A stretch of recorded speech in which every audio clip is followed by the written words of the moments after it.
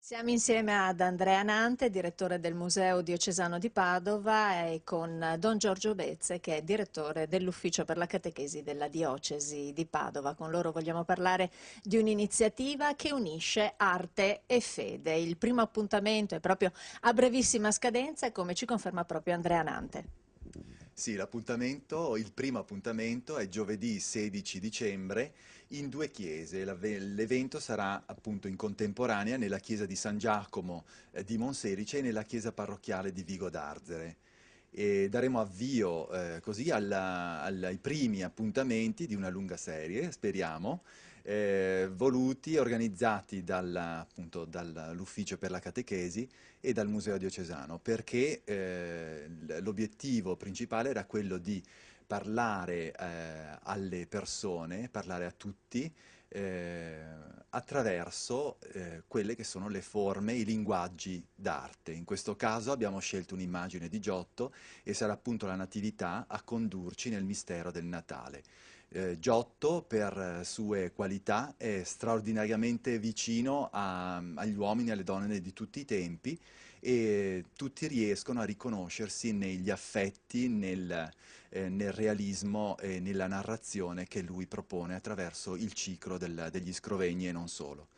Abbiamo una preparazione quindi in qualche modo all'avvento, il secondo appuntamento invece ci porterà in Quaresima, arriviamo nel 2011. In Quaresima il 7 aprile, quindi anticipiamo già la data, e l'immagine che ci accompagnerà sarà il battesimo di Gesù realizzato da Giusto de Menabuoi nel battistero della cattedrale di Padova. Quindi non solo una conferenza in senso stretto, ma anche un modo per avvicinare l'arte attraverso chiavi di lettura differenti.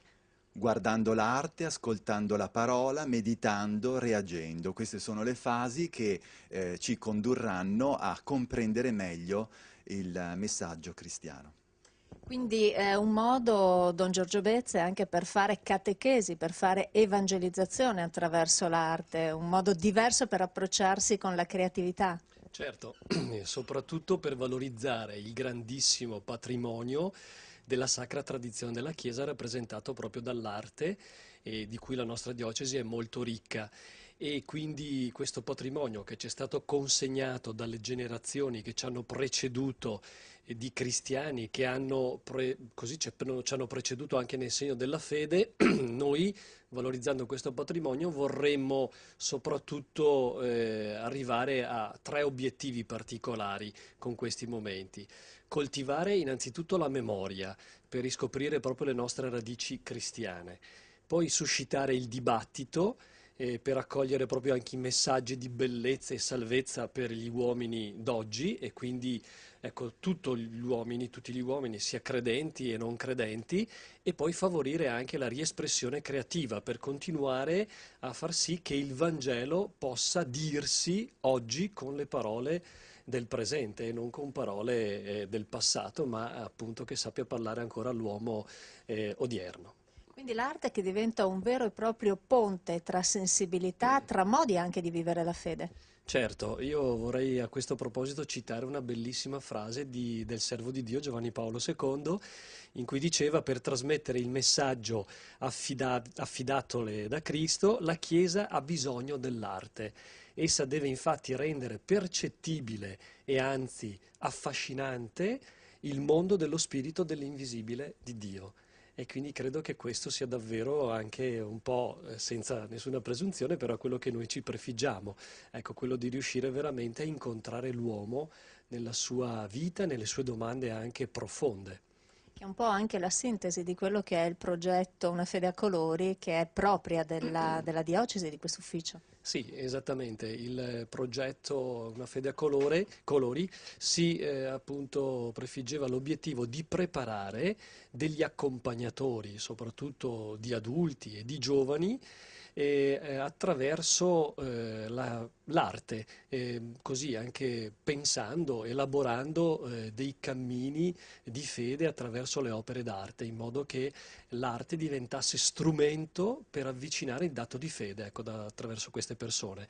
C'è stato una prima tappa, potremmo dire, un primo corso tenuto l'anno scorso, nel gennaio e febbraio dello scorso anno, e l'anno prossimo, a gennaio, nel 2011, partirà il secondo corso, una fede a colori, dal titolo "Questo è il mio corpo, forme e volti dell'umanità di Cristo".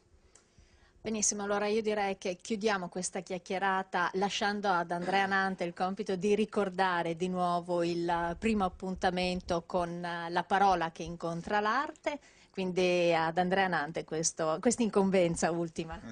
Grazie, l'appuntamento è quindi per giovedì prossimo, giovedì 16 dicembre, nella chiesa alle 8:30, alle 20:30, nella chiesa di San Giacomo di Monselice e nella chiesa di San Martino di Vigo d'Arzere. Grazie allora ad Andrea Nante, direttore del Museo Diocesano di Padova, e a Don Giorgio Bezze, direttore dell'Ufficio per la Catechesi della Diocesi di Padova, e io a questo punto vi lascio al meteo e all'almanacco.